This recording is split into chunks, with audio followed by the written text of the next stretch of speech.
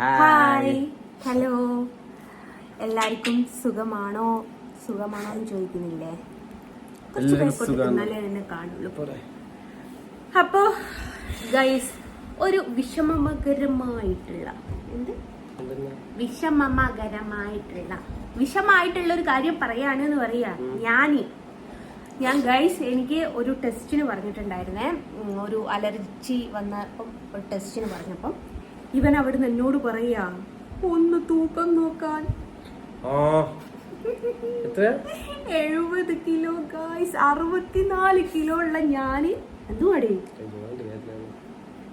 64 kilo ഉള്ള ഞാന് 70 കിലോനായി. നിങ്ങൾക്കൊരു കാര്യം കേൾക്കണോ? ഞാനും എൻ്റെ ഒരു കൂട്ടുകാരിയും ഉണ്ടല്ലോ, ഒരു കാലത്ത് പ്രോട്ടീൻ പൗഡർ മേടിച്ച് കുടിച്ചിട്ടുണ്ട് തടിക്കാൻ വേണ്ടിയിട്ട്. ഇന്ന് നിങ്ങൾ നോക്കിയ ദിവസം ഇപ്പൊ 2025 24, 23, 22 ഒക്കെ ഞാൻ 24, 22, 23 എന്ന് പറയണ്ട. ഞാൻ കണ്ട കാലം തൊട്ടിട്ട് ഞാൻ പറഞ്ഞില്ലേ, ഫാമിലി ഒക്കെ ആയിട്ട് കുറച്ചൊരു അകൽച്ചയായിരുന്നു. ഫാമിലിയിലേക്ക് ഞങ്ങൾ പരിചയപ്പെട്ടിട്ടെന്ന് തന്നെ പറയാം. കാരണം ഇവന്റെ കുട്ടിക്കാലം എന്താന്ന് ഞങ്ങൾക്കും ഞങ്ങളുടെ കുട്ടിക്കാലം എന്താന്ന് ഇവനും അറിയില്ല. ഒരുപാട് കാലങ്ങൾക്ക് ശേഷമാണ് ഫാമിലി തമ്മിൽ ഒരുമിക്കുന്നത്. തുറന്നു പറയുന്നതിന് എന്താണ്. അപ്പോൾ ഞാൻ കാണുന്ന അന്ന് തൊട്ടേ ഈ കോലം തന്നെയാണ്. ഞാൻ ഇവനെ കണ്ടു തുടങ്ങിയിട്ട് 12 വർഷമായിട്ടേ ഉള്ളൂ. അതിൻ്റെ മുമ്പത്തെ അരുൺ എന്താന്നുള്ളത് എനിക്ക് അറിയില്ല കേട്ടോ. കാരണം ഞാൻ പരിചയപ്പെട്ട് തുടങ്ങിയത് എങ്ങനെയാ വെച്ചാൽ, കല്യാണം കഴിഞ്ഞ് എൻ്റെ ഇക്കാക്കയാട്ടോ അങ്ങോട്ട് കൊണ്ടുപോകുന്നത്. അതുവരെ ഒരു കമ്പനിയും ഇല്ലാത്ത ആൾക്കാരാണ് ഞങ്ങൾ. അപ്പം അന്ന് തൊട്ടിട്ട് ഇവൻ ഇങ്ങനെ തന്നെയാണ്. പക്ഷെ പക്ഷെ ഞാനൊരു കാര്യം പറയട്ടെ, ഞാൻ ഇന്നിങ്ങനെ തടിച്ചിട്ടുണ്ടെങ്കിൽ അത് ഇവനൊരാൾ കാരണം എന്താ വെച്ചാല്, എന്നെ അത്രമേൽ പൊന്നുപോലെ നോക്കിയിട്ടുള്ളത് ഇവനൊരാളാണ്. ഞാനിപ്പം എൻ്റെ വാപ്പയുടെ അടുത്ത് 18 കൊല്ലം തന്നെ പറയാം നിന്നിട്ടുണ്ട്. എൻ്റെ ഭർത്താവിൻ്റെ അടുത്ത് ഈ പറഞ്ഞതുപോണം ഇതിപ്പം 16-ാമത്തെ കൊല്ലാണ് അക്കാക്ക് കല്യാണം കഴിച്ചു കൊണ്ടുവന്നിട്ട്. പക്ഷേ ഒരു എന്താ പറയാ, ഒരു കുഞ്ഞു വാവന പോലെ എന്ന് പറഞ്ഞതിൻ്റെ അതിൽ ദേഷ്യം പിടിക്കും കേട്ടോ. എന്നോട് ഭയങ്കരമായിട്ട് ദേഷ്യം പിടിക്കും. പക്ഷെ എന്നാൽ പോലും എനിക്കിപ്പോൾ എന്തെങ്കിലും ഫുഡ് വേണമെന്നുണ്ടെങ്കിൽ അവൻ അമ്മനോട് പറഞ്ഞുണ്ടാക്കി തരിക.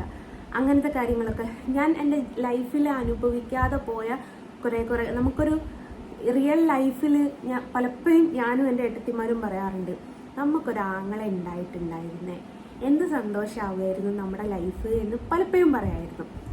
ആ ഒരു പറച്ചിൽ യഥാർത്ഥത്തിൽ ആയി വന്നത് ഇവൻ്റെ അടുത്തെത്തിയപ്പാണ്. അപ്പം അത് എന്ത് വിഷമമായാലും സങ്കടമായാലും എൻ്റെ ഉമ്മ പറയും, ഓള ചീത്താക്കുന്നത് നീയാണ് എന്ന് പറഞ്ഞ് എല്ലാ ഇതും. ഇപ്പം എനിക്കിപ്പോൾ എന്ത് ഒരു ഫുഡ് വേണമെന്ന് പറഞ്ഞാലും, അതേപോലെ എനിക്ക് എന്ത് വിഷമം വന്നാലും മുക്കാൽ വിഷമം ഇവനങ്ങ് എടുത്തോളും. സാരമില്ല, ടെൻഷൻ അനുഭവിക്കാൻ ഓനങ്ങ് ഇതാക്കി. എനിക്ക് ഇവനെക്കാട്ടിലും എനിക്ക് ഒരു എന്താ പറയുക, ധൈര്യം എന്ന് പറയുന്നത് അച്ഛനാട്ടോ. ഇവൻ്റെ അച്ഛനുള്ളതെന്ന് പറയുന്നത് എനിക്ക് വല്ലാത്തൊരു ധൈര്യമാണ്. ഞാൻ എന്തൊരു സങ്കടത്തിലും അച്ഛനോട് പറയുന്ന സമയത്ത് ആ ഒരു ഇതുണ്ടല്ലോ, എനിക്ക് വല്ലാത്തൊരു സംഭവം തന്നെയാണ്. ഞാൻ ഇന്നും കൂടി പറഞ്ഞു അച്ഛൻ്റെ കാര്യം ഇവനോട്. അപ്പം എനിക്ക് അച്ഛനെ മാത്രമേ എനിക്ക് അങ്ങനത്തെ ഒരു എന്താ അപ്പം പറയാ അത്. അപ്പോൾ ഞാൻ ഇന്ന് ഈ അവസ്ഥയിലായിട്ടെൻ്റെ ഇവൻ ഒരാൾ കാരണമാണ്. തീർച്ചയായിട്ടും ഗൈസ്, കാരണം നമുക്കൊരുപാട് വിഷമങ്ങൾ വരുമ്പോഴാണ് നമ്മൾ മെലിഞ്ഞു പോവുക, അല്ലെ നമുക്ക് ഫുഡ് കഴിക്കാൻ പറ്റുക. നമുക്ക് എന്ത് വിഷമം വരുമ്പോൾ സാരല്ല. ഇപ്പൊ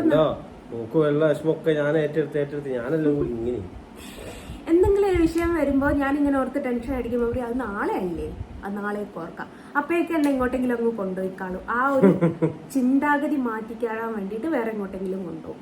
അങ്ങനത്തെ ഒരു സ്വഭാവമാണ്. ഔട്ടിങ്ങിന് കൊണ്ടുപോവുക, അങ്ങനെയൊക്കെ സംഭവം. ഇന്ന് തൂക്കം നോക്കിയപ്പം 70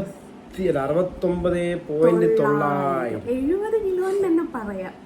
100 ഗ്രാമിന്റെ കുറവുള്ളത്.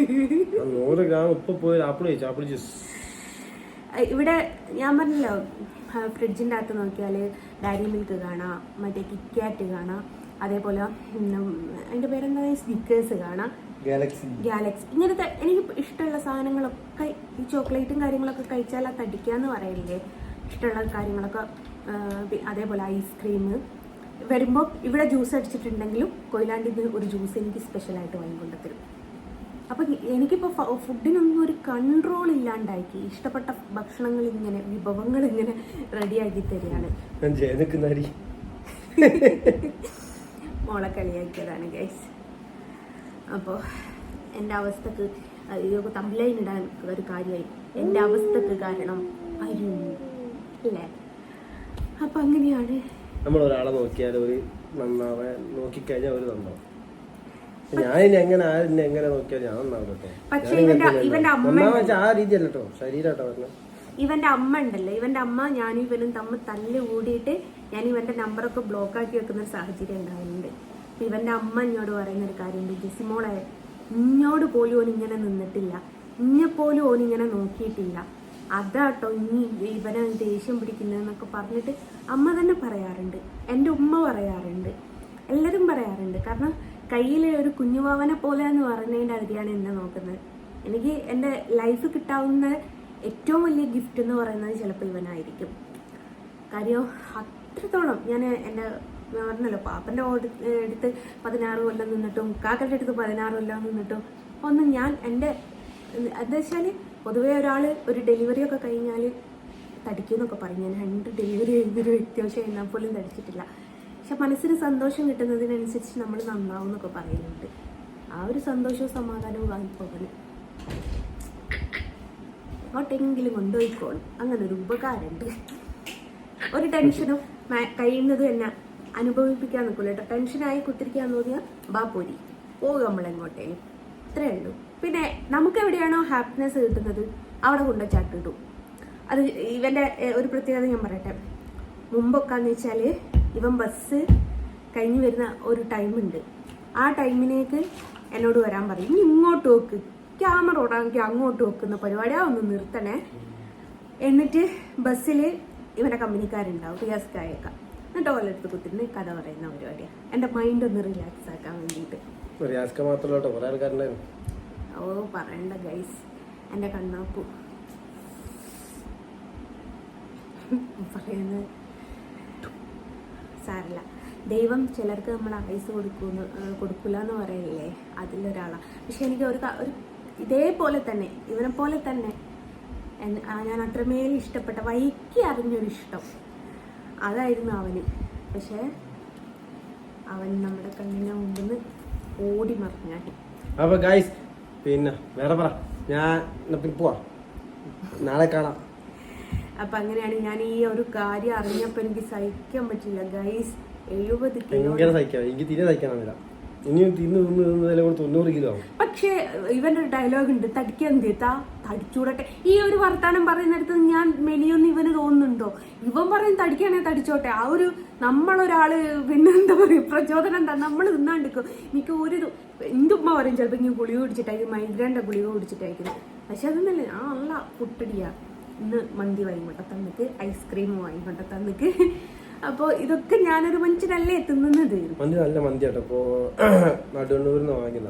എൻ്റെ ഏട്ടത്തിമാരെ 2 തടിച്ചതായി. മൂത്താക്ക് നല്ല, എൻ്റെ ഉമ്മ ഭയങ്കര തടിയായി, ഉമ്മാൻ്റെ അനിയത്തികളൊക്കെ. ഞാനും ആ അവസ്ഥയിലേക്ക് പോകാൻ തോന്നുന്നു ഗൈസ്. ആകെ കണ്ടോ. പക്ഷേ